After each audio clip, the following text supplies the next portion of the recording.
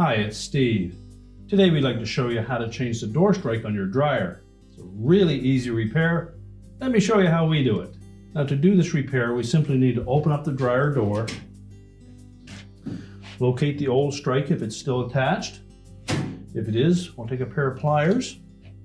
We're simply going to grasp that strike, squeeze it enough that we can pop it out of the housing, and we can discard the old one.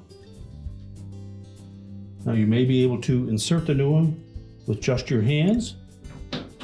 Tuck one side in first, and then rotate it to force the other side in. If you find that difficult, just very gently take your pliers and just squeeze it enough to insert it into the opening.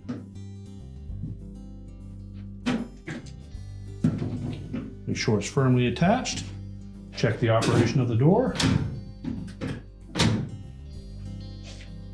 And your repair is complete.